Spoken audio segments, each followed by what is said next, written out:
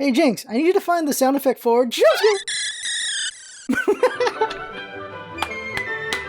Welcome friends, LostScarf here, and it's time for the vlog. Recording this Friday night, so I just saw Blizzard's response to everything. Before that, let's do some cleanup. So, we just started watching the Star Wars movies. So there's going to be a Star Wars video every week talking about the Star Wars movies. We're going to see them in chronological order from Phantom Menace all the way to 8, and then we're going to see 9. We'll talk about that. So if you want to join in on that like we did with Marvel, want to join in on that, you can watch it. So the first half of the video is just reflecting on, trying to remember the movies, see the movie, and then talking about, well, what we think of the movie. And ranking it and all that stuff, and just like, well, what do we think? Not the kindest to the prequels, I don't think. Definitely wasn't. We've already watched a couple of the movies and gotten them ready already. I'm really curious how things can go as we go forward, but I'm curious just what other people think of these movies. Some people feel like the prequels have been vindicated. I don't. But you can see what I think, and you can tell me what you think. I'm curious. Because Star Wars has gone through quite a journey with all these different movies. And it's really, I think it's going to affect, at the end of the day, how I feel about 9. And also in reflection about 7 and 8. I really think it's going to cause some thoughts on that as well. It's going to be an interesting ride, for sure, just watching all these movies again. So have fun seeing that.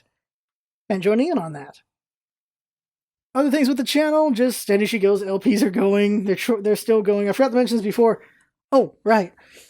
Next, in a couple days, is going to be the giveaway for Sword and Shield. So the giveaway for the Sword and Shield will begin in a couple days, a month ahead of the release date, and I'm going to give away one of each copy. We'll do Gleam. We'll do Gleam for this. It's just easier to get people to sign up on Gleam. So we're going to have it on Gleam, and then you get a chance to win, and then I'm just going to, of course, randomly draw the first person. They get to choose if they want Sword or Shield, and then I will draw the second person. That's what's going to happen. So that's how we're going to do it. And then 2 people get to have Sword and Shield, so good for them. And then they get to have it. They, of course, get to have it like, the giveaway is on the day of. So they're going to have to wait a little bit before they get to play the game is the only problem with that. And the reason why you do that is because, well, everyone's going to be interested up to the release date. That's just how it is. Probably a day past the release date, just in for a penny on that. A day past the release date, that's when people are going to be the most interested, and that's when they can participate. And there you go with that. So that's going to be that's 2 copies there. I'm buying a copy for me. I'm gifting a copy to Jinx. I think I'm going to give a copy to the community in our Discord. And then I'm going to give one more to somebody as a gift. So I'm buying 6 copies of this game. Oh my god. That's going to be fun. Forgot to mention it. Okay, so big giveaway. Big giveaway. Scarf has achieved his job. And right now he's making more money than he's ever had before. So the vast majority of that money is going to student loans and going to retirement and buying Kirby's. Now I've slowed down on the Kirby's because I know I'll have a problem if I can buy more Kirby's. But I really want to buy more Kirby's. And here's where that money that would be going to Kirby goes. So I have set aside a little bit of money every paycheck to do something special. And here's what it is. I'm going to give away a Switch. For Christmas, somebody's getting a Switch. The day of Christmas is when the drawing ends. It'll start like November 25th or something like that. Like the end of November, on Christmas somebody wins, and then we figure all that out, and they get the Switch eventually. Like however much I'm probably gonna buy it on Amazon and have them gift it over. That's the way I figure is the easiest way to do it. That's the way to do it. So that's what I'm gonna do.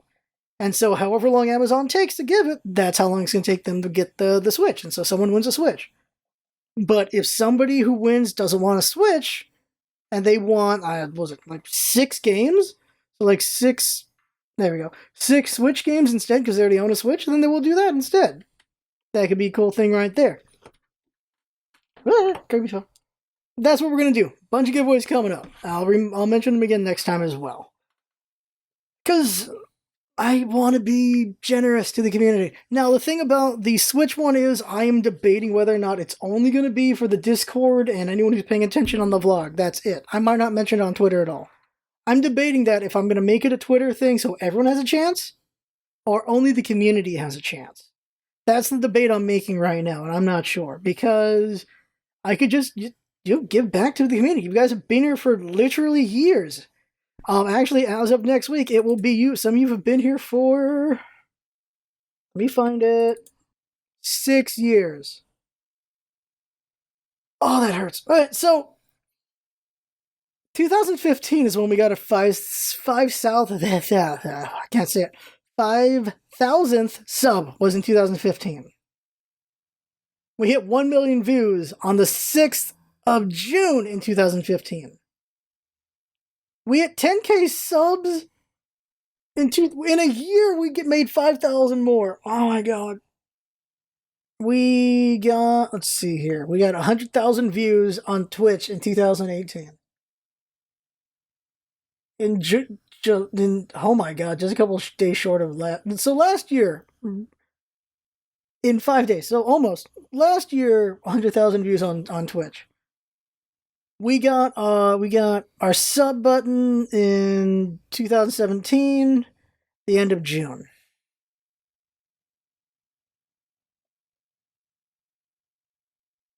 Like, a couple of our people have subbed every month since we got that sub button. Like, Ninjax has subbed every single month. I think Eben has as well, and a couple others have.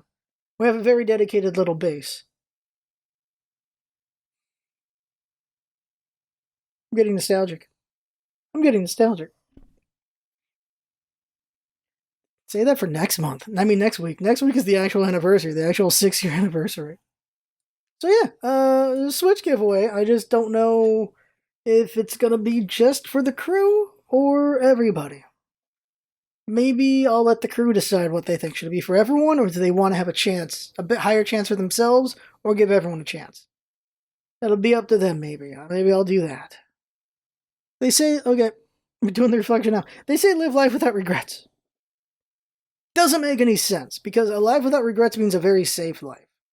I know what they mean is don't regret anything you've done, but that's not how that saying implies, now does it? Well, that's not how that saying works it out, does it? Live life without regrets. No, you're going to live a lot of regrets when you try to do things, because you're not going to succeed at everything. A life without regrets. A lot of sayings are wrong.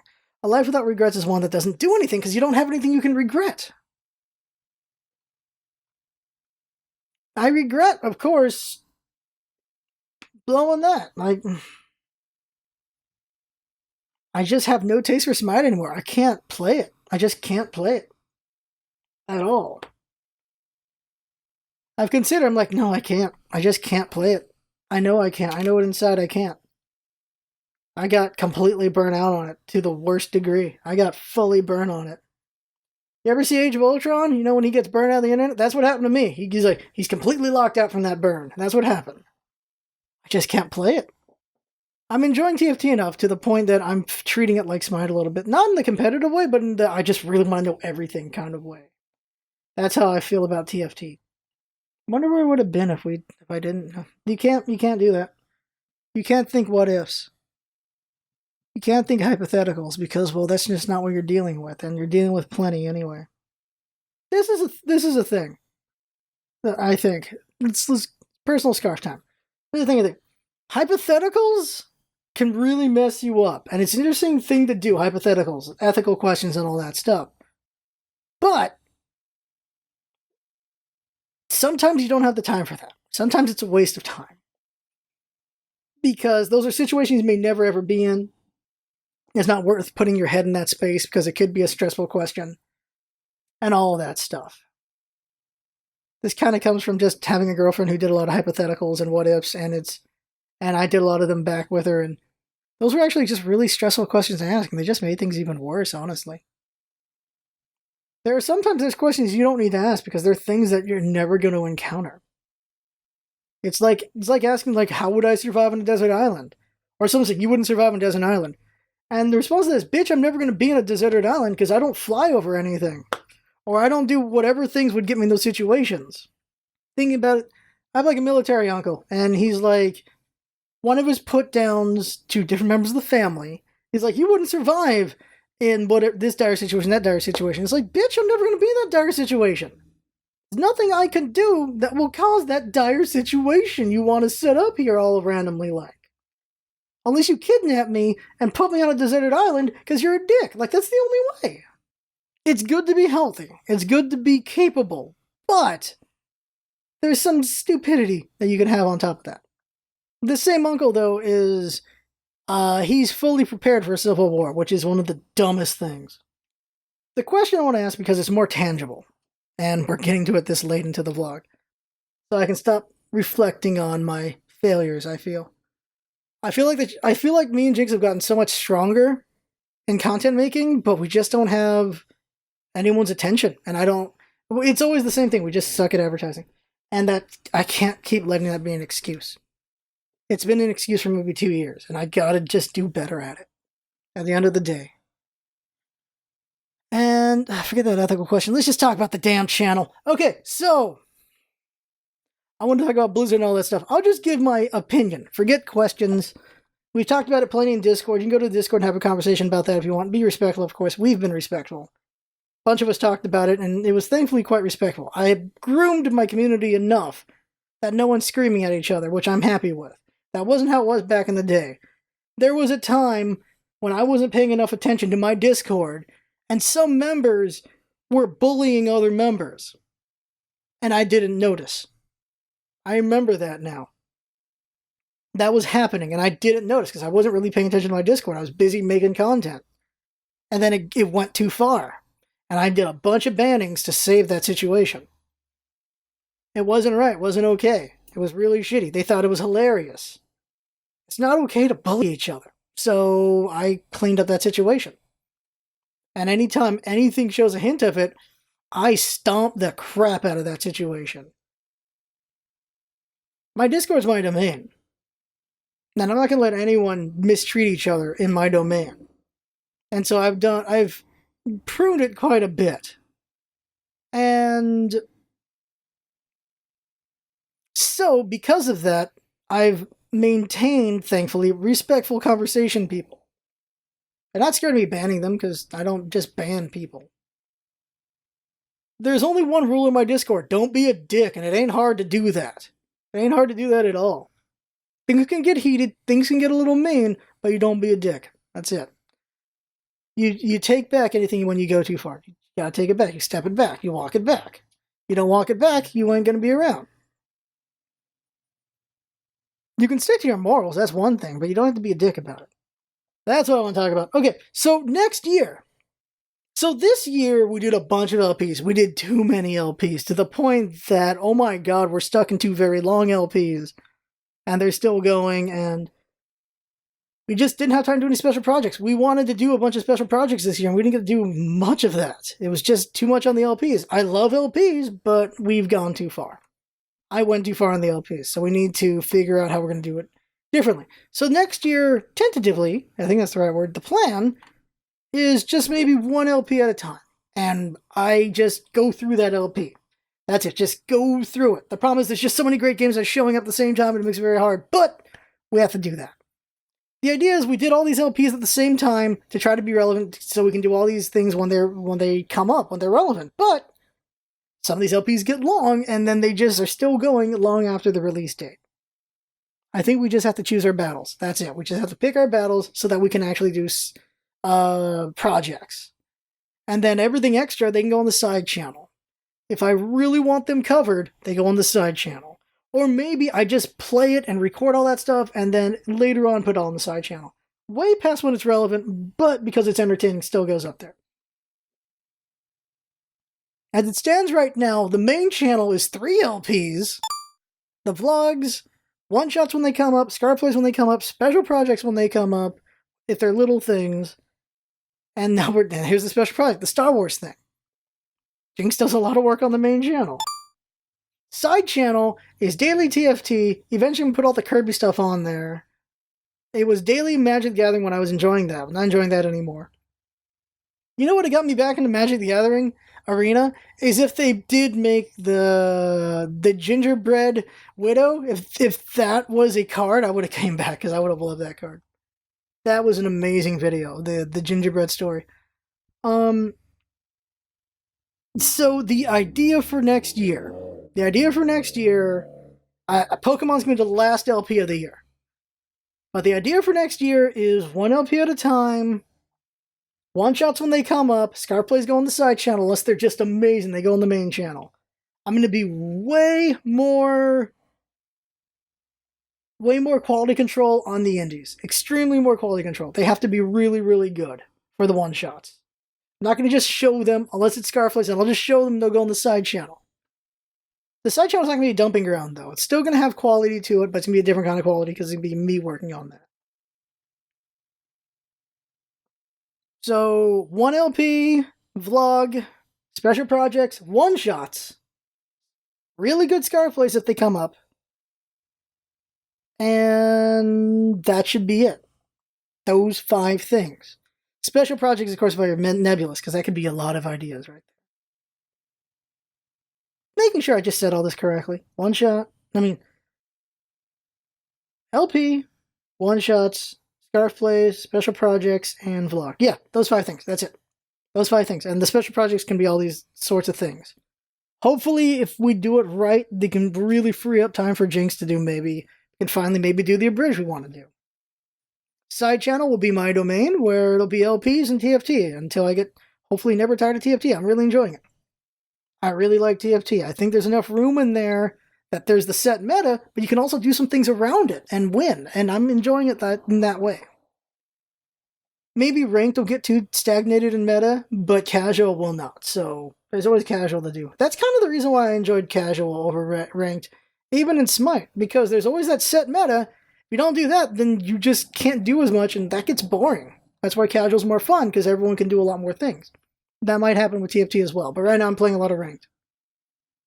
And so side channel, extra LPs, and TFT, and Scarf plays. That's what's going to happen. And hopefully it does well in the next year. Number 6, Kirby's Dreamcast. I don't think we can count that as special project. That's its own thing at that point. And I absolutely need to get better at advertising Kirby's Dreamcast. Need to absolutely get better at advertising the channel in general. And all those things. Then the LPs, whatever that single LP will be, it has to be something that's really good. Something we really want to do. And we just have to pick one. We just have to pick one and get it done. Like, I have to play it. I have to be able to trim the fat on it better. Just play better. A lot of things to make it better for Jinx and myself. To get things done sooner. Because, like, three houses is really fun, but there's a lot of fat on there we could trim off, and I need to get better about doing that. 3 Kingdoms was extremely fun, but it should have been on the side channel, not the main channel. Chrono Trigger's fine. Chrono Trigger's fine where it is. Past LPs I can't think of. But I know for damn sure I want to do Doom next year, and that's going to be in March. So I got to plan around that. Whatever other games show up. I know there's going to be so many amazing games next year. I know there's going to be the new Ori game. I'm going to want to cover that, but we'll see. Dear God, I still got to play, like, Celeste. I still need to play Shadow of War. I've said this like a year or 2. I owe every apology to Sober for buying me Shadow of War. He gave me that as a gift, and I still haven't played that game. And it's pretty rude not to, utilize a gift. It really is, because it was relevant way back then. Also, it's a really fun game. I know that much, and I haven't played it. But that's what's going on. It's definitely Doom. And if I do Shadow of War, it's going to be on the side channel. Definitely, there's going to be a lot more streams of LPs that you can just find there on Twitch, I suppose. Random thing. You know why we don't try Mixer compared to Twitch? Because we have Amazon Prime. I think that's really it for me. Amazon Prime is the reason, because I have a sub I can give somebody. That's what happens. It'd be interesting to try Mixer, but Amazon Prime's the things. Like, I can just give someone a subscription. People can give me subscriptions because they just have them. I've subscribed to Mez for like 2+ years because I've had Amazon Prime for 2+ years. That's what's happened. That's everything. So, before we end, let me give opinion on all this Blizzard stuff. And the question I want to ask, which I'll just ask it and you can answer whatever.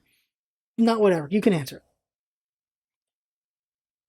Try not to say, I sound so flippant. I don't mean to sound flippant. I really don't.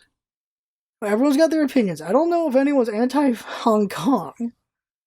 But maybe they're anti what Hong Kong's representing. Because you've got parts of the protest that are very good, parts of it that aren't so great.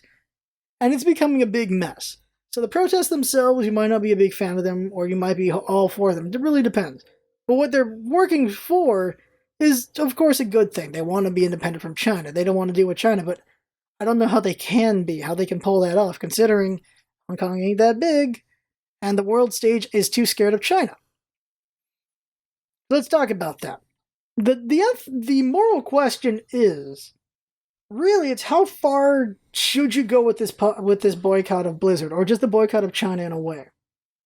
Because what happened was, if you don't know it, there's better channels to figure it all out, so I'm just going to skip a little bit of that, and that is,